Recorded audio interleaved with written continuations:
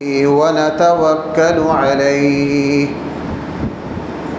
ونعوذ بالله من شرور أنفسنا ومن سيئات أعمالنا من يهده الله فلا مضل له ومن يضلله فلا هادي له ونشهد أن لا إله إلا الله وحده لا شريك له ونشهد أن سيدنا وسندنا ومولانا محمدا عبده ورسوله صلى الله تعالى عليه وعلى آله وأصحابه وبارك وسلم تسليما كثيرا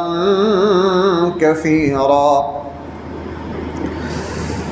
أما بعد فأعوذ بالله من الشيطان الرجيم. بسم الله الرحمن الرحيم. وألف بين قلوبهم لو أنفقت ما في الأرض جميعا ولكن الله ألف بين قلوبهم صدق الله مولانا العظيم. محترم سامعین کرام، اسلام ایک اجتماعیت کا دین ہے. اجتماع یجتمع اجتماعاً کا مطلب ہوتا ہے اکٹھا ہونا.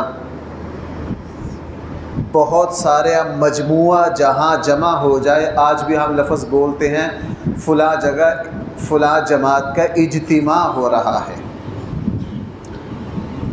اسلام اجتماعیت کا دین ہے، انفرادیت کا دین نہیں ہے. اس وقت یورپ جو اسلام کا سب سے بڑا دشمن ہے، اس کی وجہ کیا ہے؟ یورپ نے بڑی مکاری کے ساتھ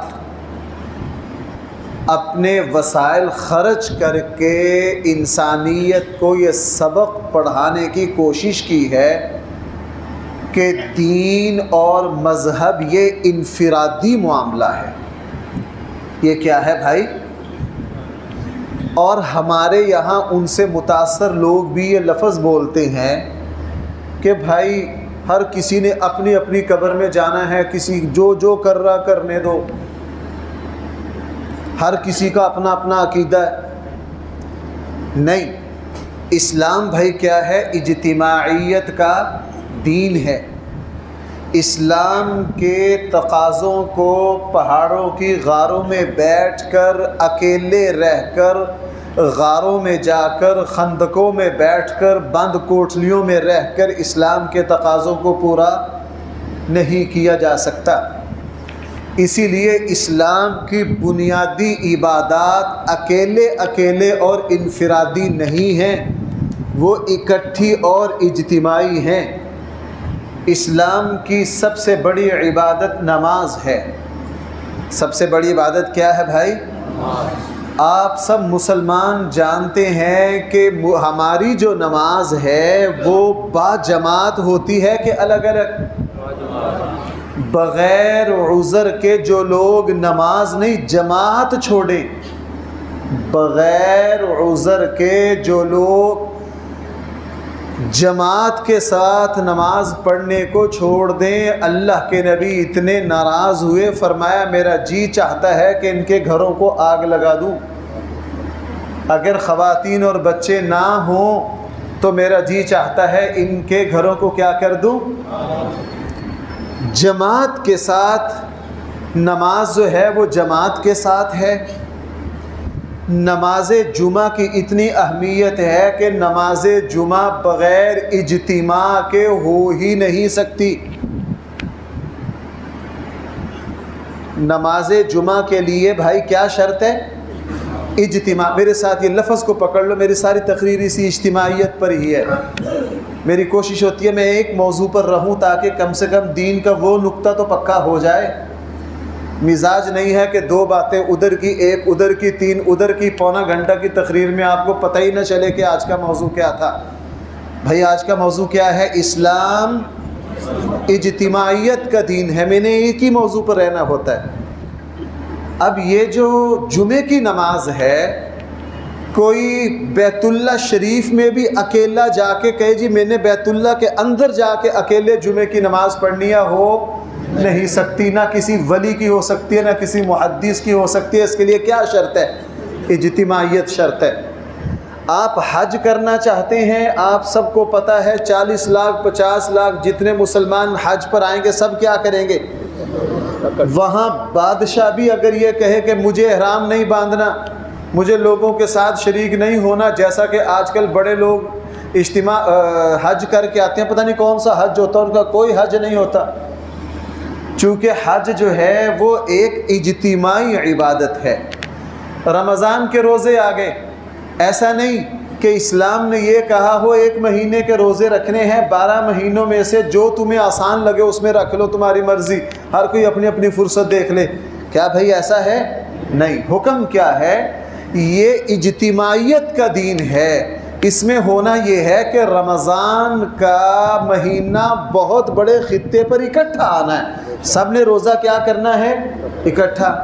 اب آ گئی زکوٰۃ۔ ہمارے یہاں تو اسلامی نظام نہیں ہے، اسلامی حکومت آئے گی تو اس میں یہ کہا جائے گا کہ تمہارے جو مال گھروں میں ہیں، جیبوں میں ہیں، ان کی زکوٰۃ تو کرو اپنی ادا، اور جو پیسہ تمہارا حکومتی سسٹم میں چل رہا ہے، جیسے بینکوں میں چل رہا ہے، کمپنیاں چل رہی ہیں، اس کی زکوٰۃ اسلام میں بھائی کس طرح دینی ہے؟ اجتماعیت، الگ الگ دے نہیں سکتے۔ تو اسلام اسی طرح آپ عید کی نماز کو لگا لیجئے، مسلمانوں کے 2 تہوار ہیں، دونوں کی نمازیں ایسی ہیں، عید کی وہ اکیلے ہو، اگر کسی مسلمان کو جمعہ یا عیدین کی جماعت نہ ملے تو بھائی وہ اکیلے نماز پڑھ ہی نہیں سکتا۔ جمعے کی نماز کی جماعت اگر نکل گئی، جناب اب تم جمعہ نہیں پڑھ سکتے، ظہر پڑھو۔ کیوں؟ یہ عبادت ہم نے اجتماعیت کے لیے رکھی ہے، انفرادیت کے لیے نہیں رکھی۔ تو یہ مثالیں، یہ دلیلیں میں نے اس لیے دی ہیں کہ بھائی جو اسلام ہے یہ کیا ہے؟ اجتماعیت کا دین ہے۔ حضرت عیسیٰ کا دین جو تھا نا وہ انفرادیت کا تھا، شادی نہ کرو، خاندان سے الگ ہو جاؤ، شہر سے نکل جاؤ، پہاڑوں پر چڑھ جاؤ، پہاڑوں کے کسی غار میں جا کے چھپ جاؤ، اکیلے کسی کو نہ ملو، ساری زندگی عبادت کرتے کرتے کرتے کرتے گزار دو۔ اسلام میں اس کی کوئی گنجائش ہے؟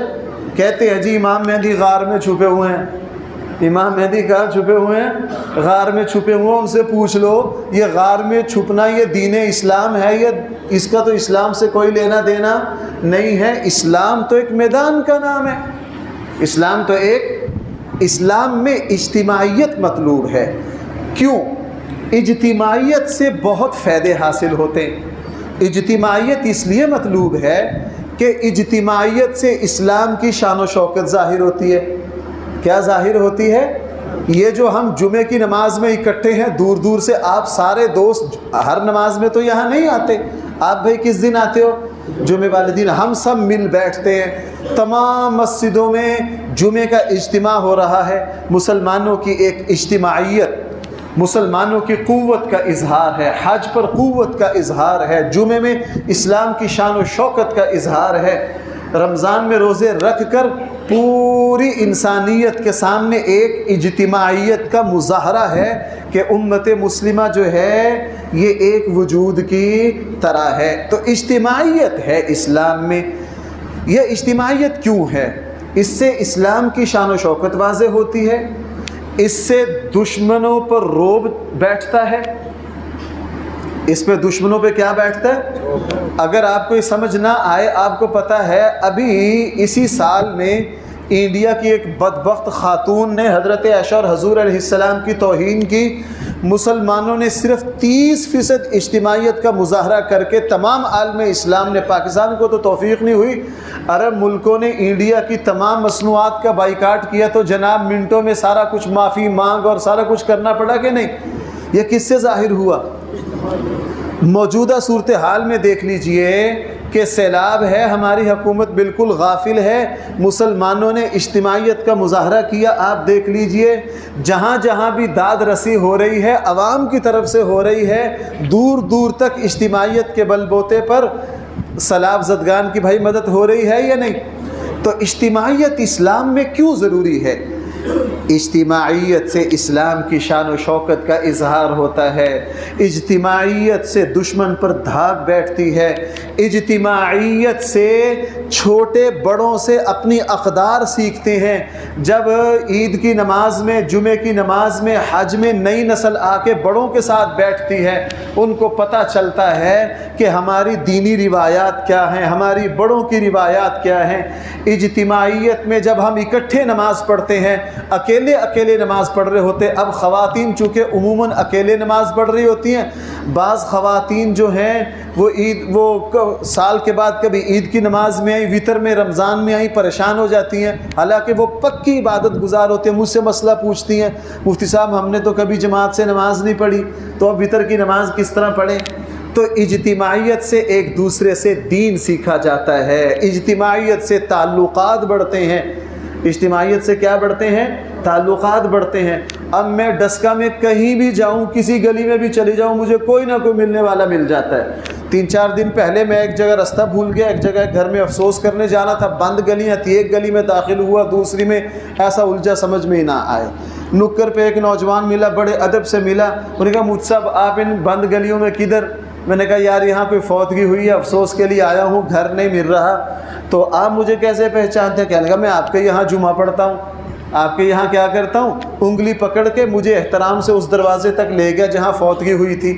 اب یہ میری شناسائی کس سے ہوئی؟ اجتماعیت سے ہوئی۔ بھائی کس سے ہوئی؟ اجتماعیت سے ہوئی۔ تو اسلام ایک اجتماعی دین ہے، اسلام میں اجتماعیت کے بغیر گزارا نہیں ہے۔ اسی لیے نبی کریم صلی اللہ علیہ وسلم نے خود قرآن کریم نے ایک بات ارشاد فرمائی۔ قرآن کریم نے ارشاد فرمایا انما المؤمنون اخوۃ، تم سب آپس میں کیا ہو؟ بھائی بھائی ہو۔ رسول اللہ صلی اللہ علیہ وسلم کی زندگی میں عرب معاشرہ جو تھا وہ اتنا ٹوٹ پھوٹ کا شکار تھا، قبائل کی دشمنیاں، نفرتیں، عداوتیں، ان کی صورتحال یہ تھی، بھائی ذرا توجہ کرنا، جب وہ جائیداد بانٹتے تھے نا اپنی اولاد کو، تو یہ بھی بانٹتے تھے کہ ہماری جو 200 سال سے فلاں قبیلے سے دشمنی ہے، یہ دشمنی کون نبھائے گا؟ نہیں سمجھے میری بات؟ وراثت میں مال بھی تقسیم ہوتا تھا اور دشمنی بھی تقسیم ہوتی تھی۔ وہ بیٹا جو یہ کھڑا ہو کے کہتا تھا ابا جی فلاں خاندان سے جو ہماری دشمنی ہے، جب تک زندہ رہا یہ دشمنی نبھاؤں گا، اس کو وراثت زیادہ دی جاتی۔ باپ اپنی جان نشینی کی پگ اس پر رکھتا جو کیا کرتا، دشمنی میں وراثت کا بھائی کیا بنتا، حقدار بنتا۔ ان کے یہاں مال کی طرح دشمنی کی بھی وراثت تھی۔ نبی کریم صلی اللہ علیہ وسلم تشریف لائے اور یہ آپ ہی کا معجزہ قرآن کہہ رہا ہے وَأَلَّفَ بَيْنَ قُلُوبِهِمْ، ہم نے ان کے دلوں میں محبت پیدا کر دی۔ لَوْ أَنفَقْتَ مَا فِي الْأَرْضِ جَمِيعًا، اے اللہ کے حبیب اگر آپ زمین کے سارے خزانے بھی خرچ کر دیتے، سارے کے سارے خزانے بھی کیا کر دیتے، آپ ان کے دلوں میں محبت پیدا نہیں کر سکتے تھے۔ یہ تو ہم نے کی ہے، یہ ہم نے کی ہے۔ اسلام آیا، اللہ کے نبی نے عرب کے سارے قبائل کو تسبیح کی طرح ایک لڑی میں پرو دیا۔ قرآن کریم نے دوسری جگہ فرمایا وَاعْتَصِمُوا بِحَبْلِ اللَّهِ جَمِيعًا، مشہور آیت ہے، ہر کسی کو آتی ہے، تم سب مل کر اللہ کی رسی کو کیا کرو، تھام لو۔ آگے کیا فرمایا؟ آگے کیا فرمایا؟ اِذْ كُنْتُمْ أَعْدَاءً، اِذْ كُنْتُمْ أَعْدَاءً، تم آپس میں دشمن تھے۔ تم آپس میں کیا تھے؟ ہاں، وَاذْكُرُوا نِعْمَةَ اللَّهِ عَلَيْكُمْ إِذْ كُنْتُمْ أَعْدَاءً۔ تم اللہ کی اس نعمت کا کس طرح شکریہ ادا کرو گے کہ اللہ تعالیٰ نے تمہیں آپس میں بھائی بھائی بنا دیا۔ تمہیں آپس میں کیا بنا دیا؟ بھائی بھائی بنا دیا۔ اور میں نے عرض کیا اسی لیے نبی کریم صلی اللہ علیہ وسلم نے مدینہ جانے کے بعد ایک مہاجر ایک مدنی ان کی اخوت قائم کروا دی۔ یوں شیر و شکر ہو گئے کہ اب بڑی تحقیق سے پتہ کرنا پڑتا ہے کہ کون سا صحابی کس قبیلے سے ہے، چونکہ وہ آپس میں خود رہتے اس طرح گھل مل کے تھے۔ تو میں عرض یہ کر رہا ہوں، اسلام ایک اجتماعیت کا دین ہے۔ اسلام نے مجھے اور آپ کو یہ سکھایا ہے کہ ہر مسلمان ہمارا بھائی ہے، وہ کہیں بھی رہتا ہو، وہ کہیں بھی۔ دیکھو اخوت کی بہت ساری قسمیں ہیں، اخوت کی کیا ہے؟ بہت ساری قسمیں ہیں، قرآن نے ان کو سب کو بیان کیا ہے۔ اخو کا معنی اخ سے ہے، اخ کا معنی بھائی کیا ہوتا ہے؟ بھائی بھائی۔ اخ کا معنی کیا ہوتا ہے؟ اسلام دنیا میں جو یہ بھائی چارگی قائم ہوتی ہے، علاقے کی وجہ سے بھی ہوتی ہے، قوم کی وجہ سے بھی ہوتی ہے، برادری کی وجہ سے بھی ہوتی ہے۔ قرآن کریم نے ذکر کیا، فرمایا وَإِلَىٰ عَادٍ أَخَاهُمْ هُودًا، ہم نے قوم عاد کی طرف ان کے بھائی کو بھیجا، قومی اعتبار سے بھائی ہے۔ وَإِلَىٰ ثَمُودَ أَخَاهُمْ صَالِحًا، ہم نے قوم سمود کی طرف حضرت صالح جو ان کے بھائی تھے۔ وَإِلَىٰ مَدْيَنَ أَخَاهُمْ شُعَيْبًا، قرآن کریم جگہ جگہ نبیوں کو اپنی قوم کا کیا کہہ رہا ہے؟ بھائی کہہ رہا ہے۔ کیوں؟ اس لیے کہ ایک جو اخوت ہوتی ہے وہ قومی ہوتی ہے، ایک وطنی ہوتی ہے۔ ایک کیا ہوتی ہے؟ قرآن میں وطنی اخوت کا بھی ذکر ہے، قومی کا بھی ذکر ہے، لیکن قرآن کریم نے ارشاد فرمایا اصل اخوت تمہاری وہ ہے جو ایمان کی وجہ سے ہو۔ جو بھائی کس وجہ سے ہو؟ ایمان کی وجہ سے ہو، اصل وہ ہے۔ تو بھائی مسلمانوں میں جہاں جہاں اجتماعیت آئے گی، جہاں جہاں اخوت آئے گی، وہی وہی برکتیں چلی جائیں گی۔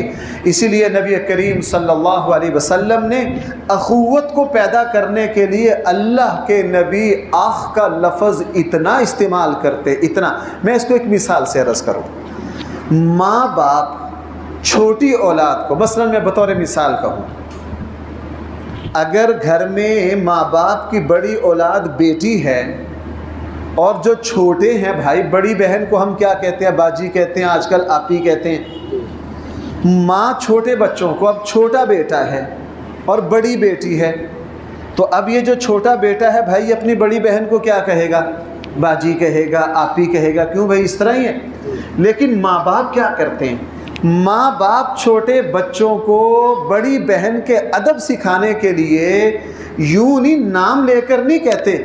اگر چھوٹا بیٹا کچھ کہہ دے، امی مجھے فلاں دے دیں، تو وہ یہ نہیں کہتی جاؤ ختیجہ سے لے لو، وہ کیا کہتے ہیں؟ اپنی، بھائی بولو سارے، اپنی باجی سے لے لو، اپنی آپی سے لے لو۔ اگر چچا سے کوئی کام ہو ابا جی سے کہو، تو ابا جی کیا کہتے ہیں؟ بیٹا جاؤ اپنے چچا سے لے لو۔ یہ نہیں کہتا جاؤ، اگر بھائی کا نام عمران ہے تو یہ نہیں کہتا جاؤ عمران سے لے لو، چونکہ اس میں بچے میں کیا پیدا ہوگی؟ بد اخلاقی پیدا ہوگی۔ باپ کیا کہتا ہے؟ جاؤ بیٹا اپنے چچا کے پاس جاؤ، جاؤ اپنے تایا کے پاس جاؤ، جاؤ اپنی امی سے کہو، جاؤ اپنی آپی سے کہو۔ کیوں بھائی؟ اس طرح ہی ہے کہ نہیں؟ نبی کریم صلی اللہ علیہ وسلم نے اجتماعیت اور اپنی امت میں اخوت پیدا کرنے کے لیے اتنا اہتمام کیا۔ اللہ کے نبی یہ لفظ اتنا استعمال کرتے، اتنا استعمال کرتے۔ ایک جگہ فرمایا اگر تم اپنے بھائی سے مسکرا کے ملو گے تو تمہارا یہ بھی صدقہ ہوگا۔ تمہارا کیا ہوگا؟ لفظ کیا استعمال کیا؟ اپنے بھائی سے۔ عرب جو تھے وہ ڈول نکالتے تھے، ان کے یہاں پانی اس طرح نہیں تھا۔ اللہ کے نبی نے فرمایا جب تم پانی کا ڈول نکالو نا، اگر اپنے ڈول میں سے کو 2-4 گھونٹ دوسرے بھائی کے ڈول میں ڈال دو گے، کس کے ڈول میں؟ بھائی، جو میں نکتہ سمجھانا چاہتا، اپنے بھائی کے ڈول میں ڈال دو گے تو تمہارے لیے کیا ہوگا؟ صدقہ۔ رسول اللہ صلی اللہ علیہ وسلم نے فرمایا اپنے بھائی کی مدد کرو، خواہ وہ ظالم ہو خواہ وہ مظلوم ہو۔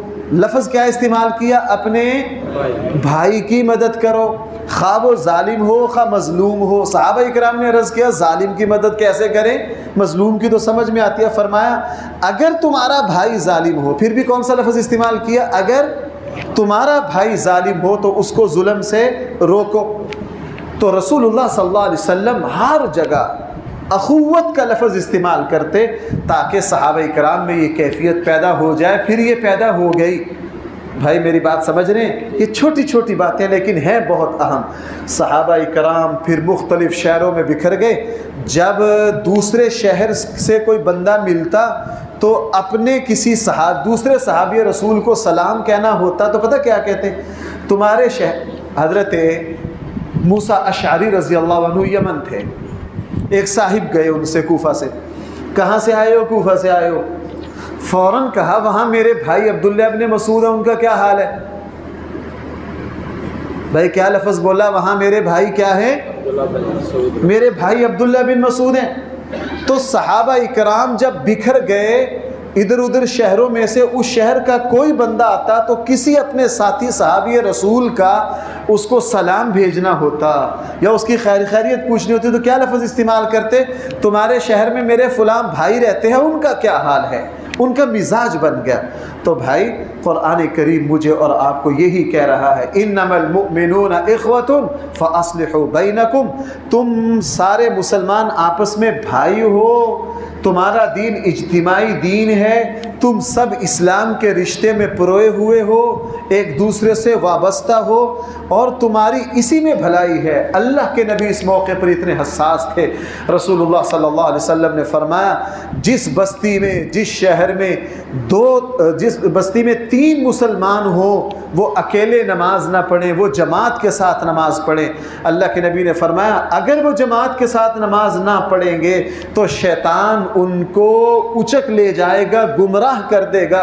اللہ کے نبی نے فرمایا اکیلا نماز پڑھنے والا اس طرح ہے جس طرح جنگل میں اکیلے چرنے والی بکری کہ اس کو کبھی بھی کوئی بھیڑیا آ کے پکڑ سکتا ہے۔ آپ اس کا اندازہ کر لو بھائی، ہم اکیلے نماز پڑھتے ہیں، اس نماز کا مزہ آتا ہے یا جو جماعت میں؟ یہ کس کی برکت ہے؟ یہ اجتماعیت کی برکت ہے۔ اکیلے نماز پڑھ کے دیکھو، ادھر ادھر کبھی اکیلے نماز پڑ جائے نا تو مصیبت پڑ جاتی ہے۔ نماز میں کبھی خیال ادھر کو، کبھی ادھر کو، کبھی ادھر کو، اور سلام پھیرتے اندازہ ہو جاتا ہے کہ یار جماعت کے ساتھ نماز پڑھنے میں کتنا خوشو ہے۔ بلکہ آپ شاید ہنسے نا، حدیث ہے بھائی، حضرت وحشی بن حرب رضی اللہ عنہ نے رسول اللہ صلی اللہ علیہ وسلم سے عرض کیا اللہ کے حبیب ہم کھانا کھاتے ہیں پیٹ نہیں بھرتا۔ اللہ کے نبی نے فرمایا، یہ ابن ماجہ کی روایت ہے، اللہ کے نبی نے فرمایا تم اکیلے کھاتے ہو؟ کہنے لگے جی۔ اللہ کے نبی نے فرمایا اکٹھے ہو کے کھانا کھایا کرو، تمہارا پیٹ بھر جائے گا۔ یعنی اجتماعیت اتنی اعلیٰ چیز ہے کہ اگر ہم کھانا جو خالص دنیاوی معاملہ ہے اگر ہم اس میں اکٹھے ہو جائیں تو برکت آ جاتی ہے۔ تو جناب اگر ہم اخلاق میں اکٹھے ہو جائیں، شرافت میں اکٹھے ہو جائیں، نماز میں اکٹھے ہو جائیں، ہمدردی میں اکٹھے ہو جائیں، بھائی چارگی میں اکٹھے ہو جائیں تو پتہ نہیں پھر کتنی برکتیں آئیں۔ تو بھائی یہ بات میں اس لیے عرض کر رہا ہوں، اس وقت سیلاب کی کیفیت ہے ہمارے ملک میں اور ضرورت ہے کہ ہم اجتماعی دین میں آئیں۔ ہم ایک اجتماعی امت ہیں۔ قرآن کریم نے فرمایا ان هذه امتکم امۃ واحدہ، تم ایک امت ہو، تم بھائی کیا ہو؟ ایک امت ہو۔ اور آج اس کا نقصان یہ ہے کہ ہم بٹ کے رہ گئے۔ سیاسی طور پر تو اتنے کہ بٹے ہیں ماشاءاللہ، آپ دیکھ لیجئے ہماری حکومت کیا کر رہی۔ سیلاب زدگان میں پنجاب حکومت تو سوئی پڑی ہے، اور ہمارے خان صاحب جو ہیں وہ جتنے بے لگام ہوئے ہیں ان کا آپ سب کو پتہ ہے۔ خان صاحب کے جو ماننے والے ہیں ان سے معذرت کے ساتھ، موجودہ حکومت جو ہے وہ بھی کچھ نہیں کر رہی، نہ صوبائی حکومت کچھ کر رہی ہے نہ وفاقی حکومت کچھ کر رہی ہے، اور خان صاحب تو ماشاءاللہ اپنی مستی میں لگے ہوئے ہیں کہ جب تک میری حکومت مجھے نہیں ملتی میں تو آرام سے نہیں بیٹھوں گا۔ تو جناب ہم تو ہر اس بدبخت پر، علامہ ابن تیمیہ نے ایک بات کہی تھی، میں اس کو یہاں کہتا ہوں۔ علامہ ابن تیمیہ نے منہاج السنہ میں ایک بات کہی کہ اے اللہ، منہاج السنہ جو یہ جو واقعہ کربلا ہے نا، جو شیعت کے مسائل ہے، اس پر کتاب ہے علامہ ابن تیمیہ کی۔ علامہ ابن تیمیہ نے ایک جگہ لکھا، اللہ لعنت کرے اس شخص پر، اللہ لعنت کرے اس شخص پر جو کربلا میں کسی بھی طرح کا انوالومنٹ رکھتا ہو، جس کا کسی بھی طرح کا کردار ہو، چاہے وہ حکومت ہو، کوئی بھی ہو، اے اللہ اس شخص پر لعنت کر جو واقعہ کربلا میں مجرم ہے۔ ایسے موقع پر ہم کہتے ہیں اللہ اس شخص پر لعنت کر، چاہے وہ حکومت میں ہو، چاہے وہ اپوزیشن میں ہو، چاہے وہ خان صاحب ہو، چاہے وہ نون لیگ ہو، چاہے پاکستان کی سیاسی 40-45 پارٹیاں ہوں، جو اس وقت بھی سیلاب زدگان کے لیے کچھ کرنے کے لیے تیار نہیں ہے، ہم اس پر لعنت بھیجتے ہیں، وہ کوئی بھی ہو۔ میں غلط تو نہیں کہہ رہا، میں نے آج تک کبھی ہاتھ کھڑے نہیں کروائے، لیکن آج میرا جی چاہ رہا ہے بھائی اگر میری بات صحیح ہے تو ہاتھ کھڑا کرو ذرا۔ اس وقت ہمیں یہ بھول جانا چاہیے کہ ہم حکومت میں ہیں، ہم وفاقی حکومت میں ہیں، ہم صوبائی میں ہیں، یا ہم اپوزیشن میں ہیں، یا ہم خان صاحب کے ماننے والے ہیں، یا ہم نواز شریف کے ماننے والے ہیں۔ جو شخص اب بھی انہی بحثوں میں پڑا ہے وہ لعنت کا حقدار ہے، وہ اللہ سے کسی طرح کی توقع نہ رکھے۔ اس وقت تو صرف اور صرف ہمیں یہ سوچنا ہے جو بھی وہاں بیچارے متاثر ہیں وہ ہمارے بھائی ہیں، ہم مسلمان ہیں، ہم ایک نبی کی روحانی اولاد ہیں، ہم اللہ کے بندے ہیں۔ ہمیں یہ نہیں دیکھنا کہ کون کیا ہے۔ بھائی میری بات سمجھ پا رہے ہیں؟ شیخ سعدی رحمۃ اللہ علیہ نے ایک جگہ لکھا ہے، شیخ سعدی نے فرمایا کہ ہمارے علاقے میں دمشق میں شیخ سعدی نے دمشق میں لکھا ہے، قحط سالی پڑی، اتنی قحط سالی پڑی کہ فصلوں کا سبزے کا نام و نشان نہیں رہا، لوگ کیڑے مکوڑے کھانے پر مجبور ہو گئے۔ بلکہ شیخ سعدی نے لکھا ہے کہ ٹڈی بھی، کیڑے مکوڑے بھی ختم ہو گئے، کیڑے مکوڑے بھی کھانے کے لیے نہیں ملتے تھے۔ میں اللہ سے دعا مانگ رہا تھا، اتنے میں دمشق شہر کا بہت بڑا رئیس اور مالدار آیا، اس نے مسجد میں نماز پڑھی، وہ اتنا بے چین، بھائی وہ کیا، اتنا بے چین، اتنا پریشان۔ میرا وہ یار تھا، میں نے کہا یار تو اتنا مالدار ہے، تجھے تو کوئی مسئلہ ہی کوئی نہیں، تو کیوں پریشان ہے، تیرے اوپر تو بڑی مالی وسعت ہے۔ اس نے مجھے کہا سعدی مجھے ایک بات بتا، اگر تیرا کوئی پیارا جیل میں ہو تو کیسے سکون کا سانس لے گا؟ اگر تیرا کوئی پیارا دریا میں ڈوب رہا ہو، تو کنارے میں سونے کا ہار پہن کے کھڑا ہو، تو بھلا کیسے سکون لے سکتا ہے؟ میرے پاس سب کچھ ہے، مجھے کوئی پریشانی نہیں، لیکن میرے بھائی سارے پریشان ہیں، ان کی وجہ سے میں بھی پریشان ہوں۔ ان کی شیخ سعدی نے فرمایا واہ واہ، اگر تیرے جیسے بندے 2-4 اور ہوئے تو اللہ تعالیٰ آسمان سے ضرور بارش برسائے گا۔ آج صورتحال یہ ہے، ہم بھائی اب بھی ہمارے یہاں یہی بحثیں ہیں۔ آپ سوشل میڈیا پر جاؤ، کوئی وفاقی حکومت کو گالیاں دے رہا ہے، کوئی صوبائی کو دے رہا ہے، کوئی خان صاحب کو دے رہا ہے، کوئی خان صاحب کی پارٹی کچھ اور کہہ رہی ہے، فلاں کے، اب بھی وہی سیاسی جھگڑے، اب بھی کیا ہے، وہی سیاسی جھگڑے۔ ہمیں ضرورت ہے اس بات کی۔ حضرت عمر بن عبدالعزیز رحمہ اللہ کے پاس ایک نگینہ تھا، ایک کیا تھا، نگینہ تھا، بڑے کمالات مورخین نے اس نگینہ کے لکھے، اور وہ دنیا کا قیمتی ترین نگینہ تھا۔ وہاں قحط پڑا، حضرت عمر بن عبدالعزیز نے فرمایا میرا یہ نگینہ بیچو۔ ساتھ جو لوگ تھے انہوں نے کہا یہ اتنا قیمتی ہے آپ کیوں بیچ رہے ہیں؟ فرمایا نہیں، جس وقت میری عوام جو دکھ اور درد میں ہے تو میں سکون کا سانس نہیں لے سکتا، میرے پاس اس وقت سب سے زیادہ قیمتی یہ نگینہ ہے، میں اسی کو بیچوں گا، میں کیا کروں گا، اسی کو بیچوں گا۔ اور اس کو بیچ کے سارا اس میں خرچ کر دیا، سارا اس میں بھائی کیا کر دیا، خرچ کر دیا۔ حضرت عمر رضی اللہ عنہ، حضرت عمر کے دو کہنے ہی کیا، حضرت عمر رضی اللہ عنہ آپ سارے حضرات جانتے، حضرت عمر کے زمانے میں قحط پڑا تو اپنے اوپر لازم کر لیا کہ میں سرکہ سے روٹی کھاؤں گا، اس کے علاوہ کسی چیز سے روٹی نہیں کھاؤں گا، تاکہ میری عوام بھوکی مر رہی ہے، جناب مجھے بھی۔ اب ہمارے یہاں تصویروں کا رواج ہے، چل رہا ہے، ہر کوئی میڈیا کی کوریج لینا چاہتا ہے، اللہ کے لیے کرنے والے تھوڑے ہیں، اللہ کے لیے کرنے والے تھوڑے ہیں۔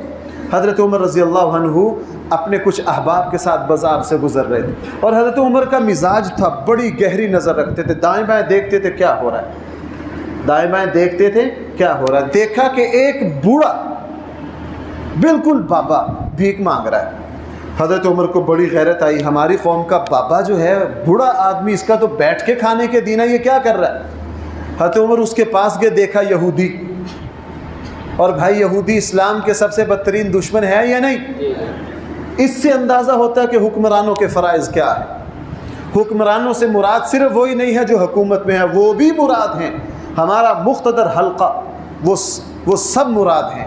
حضرت عمر رضی اللہ عنہ کو بظاہر ہم جیسا ہوتا وہ کہتا ہے یہودی بابا بھاڑ میں جائے، ذلیل ہوتا ہے، نہیں، چونکہ وہ حکمران تھے۔ آپ کو پتہ ہے حضرت عمر کا وہ مشہور قول تو آپ کو آتا ہے نا، اگر نیل کے ساحل پر کتا بھی، کیوں بھائی یہ تو آتا ہے نا سب کو، بھوکا پیاسا مر گیا تو عمر سے ان کے بارے میں پوچھے، یہ تو پھر انسان ہے اگرچہ یہودی ہے۔ اس یہودی بوڑھے کو کہا بھائی تم کیا کر رہے ہو؟ کیا تمہیں حکومت کی طرف سے اتنا وظیفہ نہیں ملتا جو تمہارے لیے کافی ہو جائے؟ کیا تمہارے پاس گھر میں کچھ نہیں ہے؟ اس نے کہا میرے پاس وظیفہ مجھے ملتا ہے، کس سے؟ آپ سے، ظاہر خلیفہ وقت سامنے کھڑے ہیں، مجھے حکومت سے وظیفہ ملتا ہے اور میرے گھر تمام اخراجات میرے لیے کافی ہیں، سب کچھ کافی ہیں۔ حضرت عمر کو غصہ آ گیا، پھر تو بڑھاپے میں پھر بھی کیوں مانگ رہا ہے؟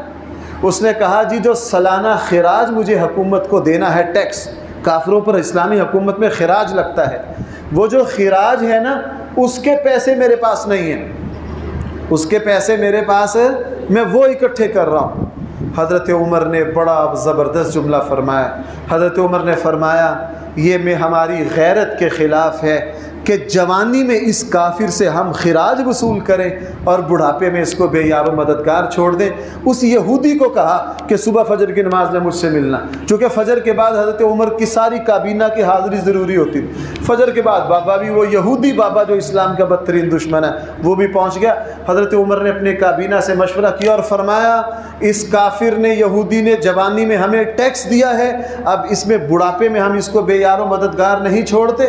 اپنی کابینہ سے مشورہ کر کے فیصلہ کیا کہ ہماری اسلامی حکومت میں جو یہودی عیسائی غیر مسلم رہتے ہیں وہ جب بڑھاپے کو پہنچ جائیں ان کو سالانہ ٹیکس معاف ہوگا۔ ان کو سالانہ ٹیکس کیا ہوگا؟ معاف کر کے اسے کہا جاؤ بابا جی آپ کو سرکاری حکومت وظیفہ دے رہی ہے، گھر جا کے آرام سے بیٹھو، گھر جا کے کیا کرو؟ آرام سے بیٹھو۔ تو بھائی اس وقت ہمدردی کی ضرورت ہے، صورتحال بہت بدترین ہے۔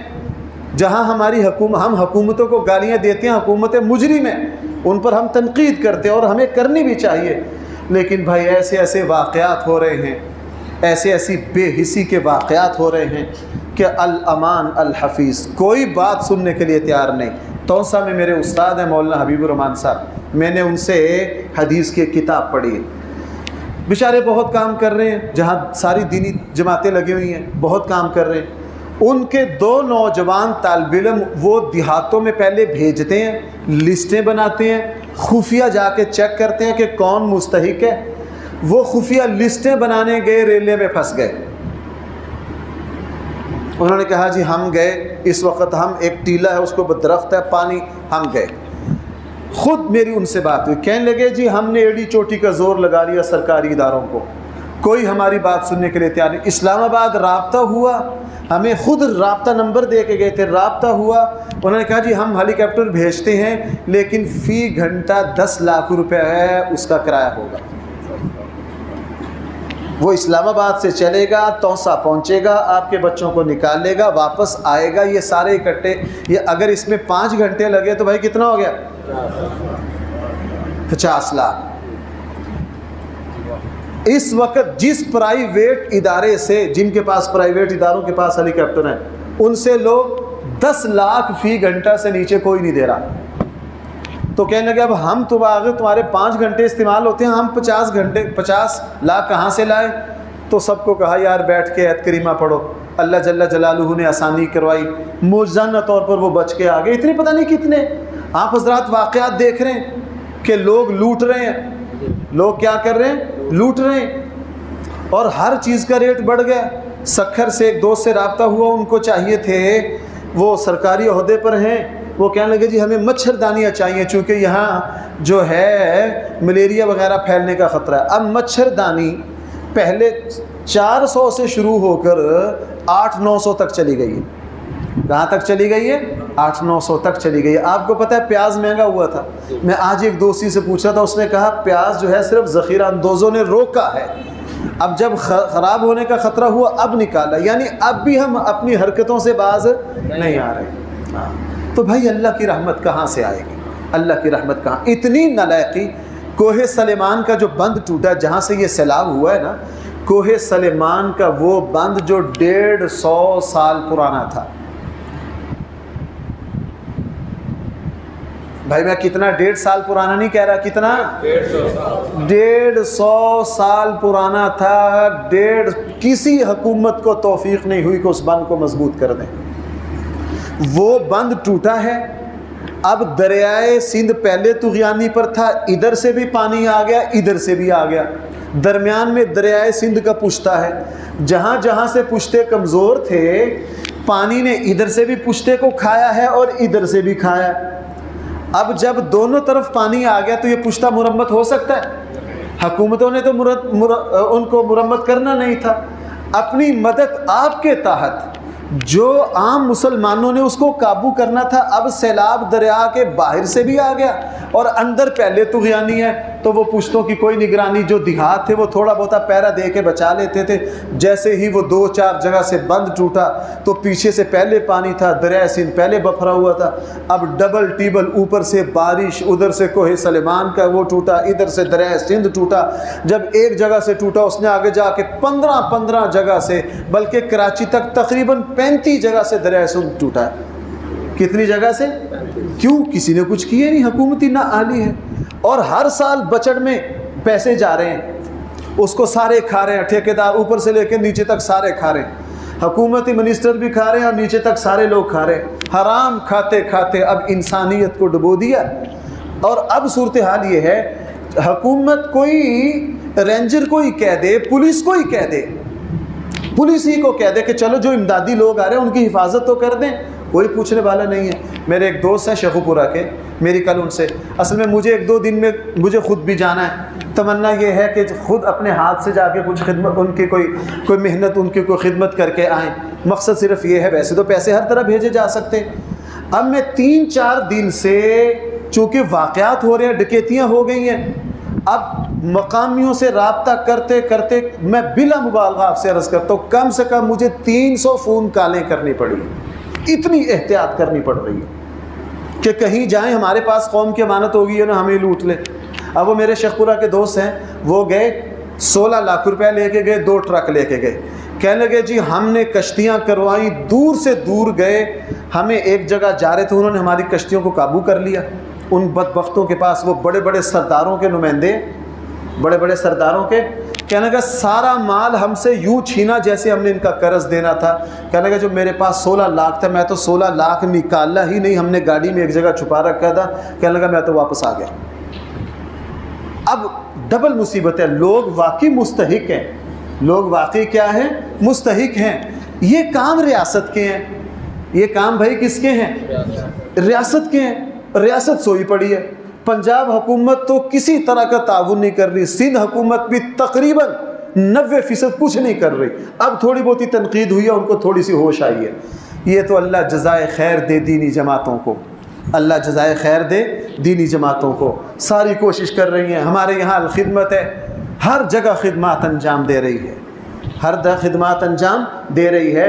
اور ابھی الخدمت کے احباب بھی باہر کھڑے ہوں گے جمعہ کے بعد اعانت کے لیے، تو بھائی اس میں بھی بڑھ چڑھ کر حصہ لو. صرف دینی لوگ ہیں، لیکن دینی لوگ اس وقت بے بس بیٹھے ہیں. میری ایک جگہ سوات سے اوپر یہ جو بحرین کے جہاں آیا ہے وہاں بات ہوئی، انہوں نے کہا جی ہم سارا سامان آگے گاؤں کے گاؤں اڑ گئے ہیں، سامان لے کر یہاں آ گئے ہیں، ہمیں ہیلی کاپٹر کے بغیر گزارا نہیں ہے، ہمیں اب حکومت وہ دینے کے لیے تیار نہیں ہے. اگر سرکاری طور پرائیویٹ کسی ادارے سے لیں تو وہ کوئی کہتا ہے 8 لاکھ روپے گھنٹہ ہے. تو جناب 8 لاکھ روپے گھنٹہ پیسے کہاں سے لائیں گے؟ پیسے کہاں سے لائیں گے؟ لیکن میں آپ سے ایک بات عرض کروں، مجھے اس پر بڑا دکھ ہے. ہم اس چیز کو جوڑتے ہیں مسلمانیت سے، اس کا تعلق مسلمانیت سے بھائی بولو سارے نہیں.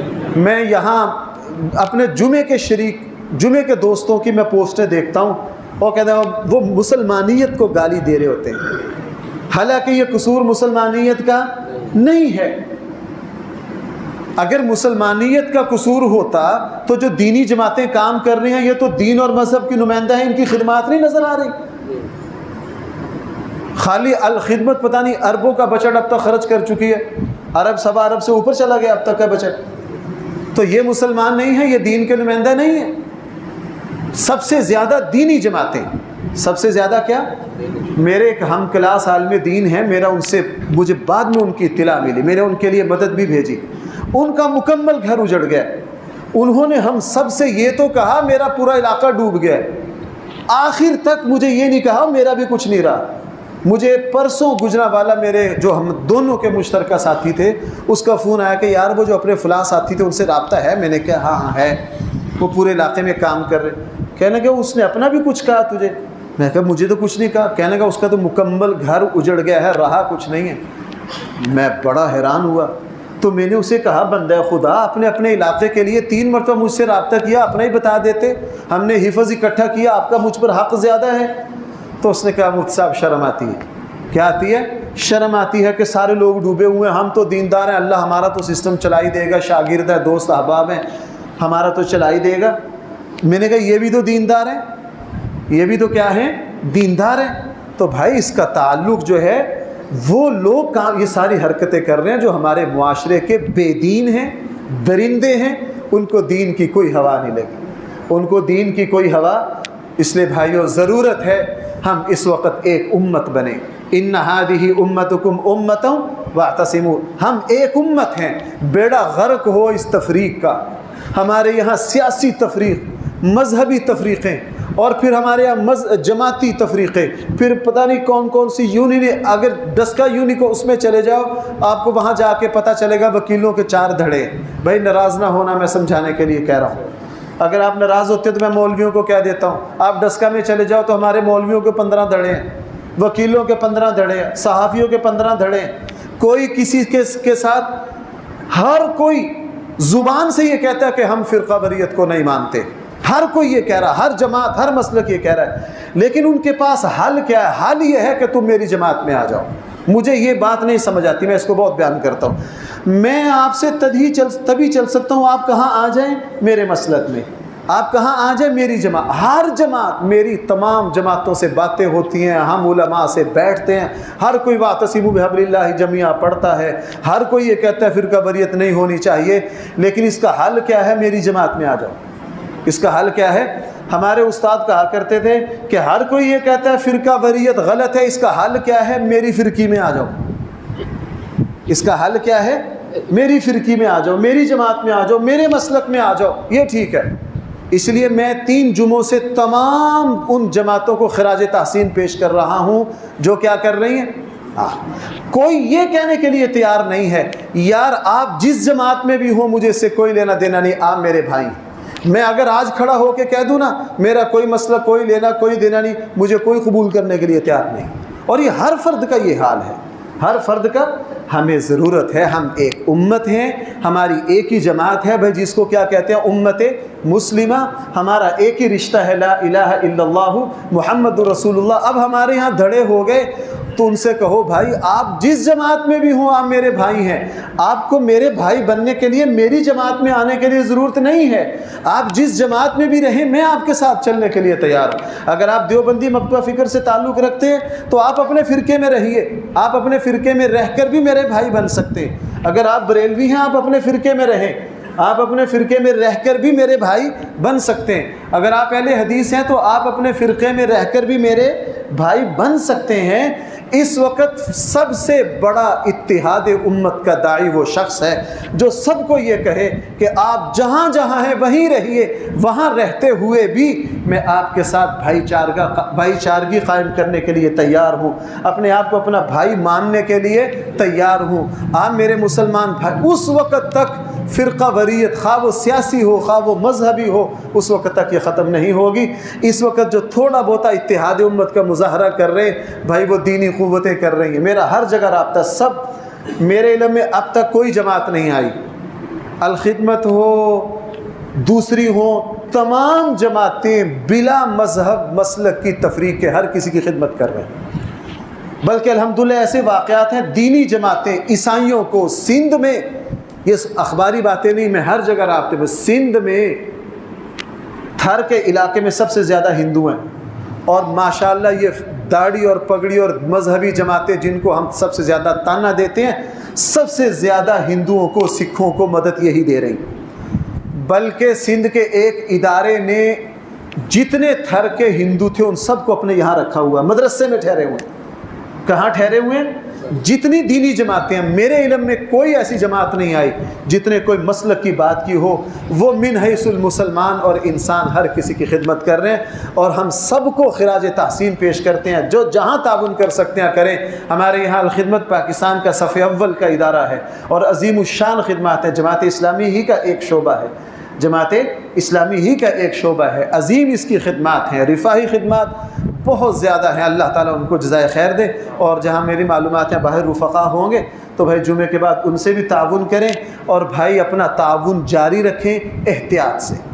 کس سے؟ ذرا احتیاط سے، ہاں احتیاط سے، تحقیق کے بعد کوشش کریں کہ اصل بندوں تک پہنچا جا سکے۔ اب میرا خود چونکہ اتنی دور، سیدھی سی بات ہے، مشقت برداشت کرنا میرا اپنا ارادہ نہیں تھا، لیکن اب ذہن میں یہ آتا ہے کہ یار خود اصل بندوں تک پہنچا جائے، خود اصل بندوں تک پہنچا جائے۔ اللہ تعالیٰ اس مصیبت کی گھڑی کو جلدی ہم سے ٹال دے، اور جتنے لوگ متاثر ہوئے ہیں اللہ تعالیٰ ان کو اپنے پاؤں میں جلدی گڑا کر دے، اور یہاں کے ارباب اقتدار کو اللہ تعالیٰ توفیق دے، وہ سیاسی جھگڑے ایک طرف چھوڑ کر اس وقت انسانیت اور مسلمانیت بھلک رہی ہے، وہ اپنی قوم کی خدمت کر سکیں۔ اللہ تعالیٰ بس یوں کہہ لیجئے ہمارے معاشرے میں سے جس کی جو ذمہ داری بنتی ہے اللہ تعالیٰ اس کو وہ ادا کرنے کی توفیق عطا فرمائے۔ وآخر دعوانا الحمدللہ رب العالمین۔